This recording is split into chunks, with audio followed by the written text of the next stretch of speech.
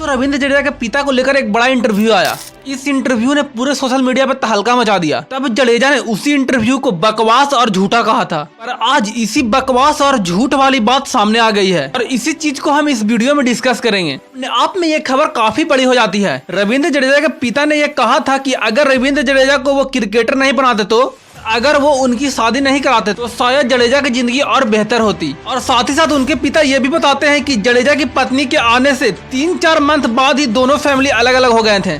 जडेजा अब अपने पिताजी के साथ नहीं रहते हैं। जडेजा के पिताजी ने यह भी कहा है कि वो बीते 5 साल से अपने पोती को नहीं देखे हैं। जडेजा की मॉम की एक हादसे में मौत हो गई थी, पर इस इंटरव्यू को जडेजा ने एक तरफा और बकवास कहा। तो जो इस इंटरव्यू को ले रहे थे उनका नाम देवेंद्र भटनागर है। वो लिखते हैं कि जडेजा भाई, इस इंटरव्यू को वाहियात या झूठ कहने से क्या होगा। इंटरव्यू में जो बात कही गई है वो खुद आपके फादर ने कही है, पर आपको ये राइट है कि आप अपने फादर की बातों को वाहियात या बकवास कह सके। ये आपका खुद का अधिकार है। और साथ ही साथ उन्होंने ये भी कहा कि आप इस इंटरव्यू को वाहियात या बकवास कैसे कह सकते हैं। आपके घर में कौन सही है कौन गलत है ये बात कोई चैनल नहीं कह सकता है, लेकिन ये बात आपके फादर से सुनने को मिलती है तो कहीं न कहीं उस बात में थोड़ी सच्चाई तो होगी। ऊपर से हम उनकी बातों को एक चैनल के माध्यम से रख रहे हैं। लेकिन जडेजा की मुश्किलें अब बढ़ने वाली है और ये मुश्किलें इसलिए बढ़ने वाली है क्योंकि अब लोग इनके फादर की बातों पर रिएक्ट कर रहे हैं। पर जडेजा ने इन मामलों में बहुत ही सिंपल स्टैंड रखा है कि उनकी तरफ से बहुत सारी बातें हैं जो कि ये कहना चाहते हैं और ये कह नहीं रहे हैं क्योंकि ये फैमिली का इशू है। जडेजा ने यह भी कहा कि एक तरफ की कहानी को लेकर आप लोग बिलीव नहीं कीजिए। अगर आपको सब कुछ समझना है तो आपको दोनों साइड की स्टोरी सुननी पड़ेगी, पर यह मामला फैमिली का है इसलिए बेहतर यही होगा कि हमें खामोश रहना चाहिए। ये सारी बातें जडेजा ने अपनी ओर से कहा, पर यहाँ पर मेन पॉइंट यह निकल रहा है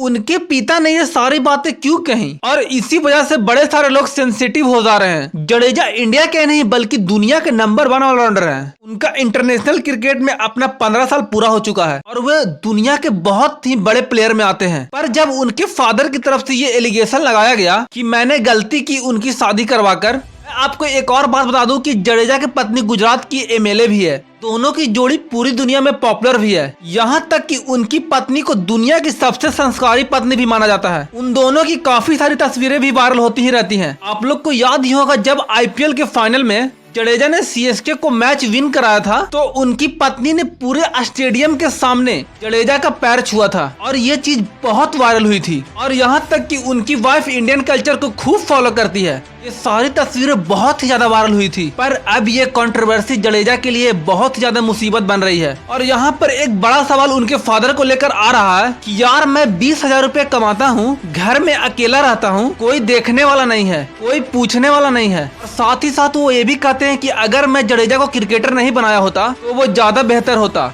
जब से उन दोनों की शादी हुई है तब से सारा मामला गड़बड़ हो गया है। जडेजा अब मेरा ही बेटा है यह मुझे खुद समझ नहीं आता है। मैंने उसे पढ़ाने लिखाने में चौकीदारी तक का काम किया है। उसकी बहन नैना भी जडेजा के पीछे काफी मेहनत की है। नैना ने उसको बचपन से बच्चे की तरह पाला और पोसा। नैना ने उसको बड़ा किया और अब जडेजा अपने माँ समान बहन को भूल गया है। हमारी फैमिली में मान लो मैं बुरा हूँ और मेरी बेटी नैना बुरी है, बट हमारी फैमिली में 50 लोग और हैं। किसी से तो ये कांटेक्ट में रहे। 5 साल हो गए हैं, अब तक मैंने अपनी पोती तक को नहीं देखा है। मेरा खर्चा अभी तक उसी 20,000 का पेंशन से चल रहा है, कोई आता जाता तक नहीं है। यहाँ तक कि अभी भी जो फ्लैट में कैमरा है वो बेटे के नाम पर है। मुझे नहीं पता कि उसकी पत्नी ने उस पर क्या जादू किया है, पर मुझे इतना पता है कि उसकी वाइफ और उसकी मम्मी सास उन लोगों ने जडेजा को मेंटली कंट्रोल कर रखा है और इसी वजह से शायद वो हम सबसे नफरत करता है। और ये सारी बातें सोशल मीडिया पर आ रही है, तब से इसके चर्चे और बढ़ गए हैं। तो दोस्तों इनके ऊपर आपकी क्या राय है हमें कमेंट बॉक्स में बताना ना भूलें। धन्यवाद।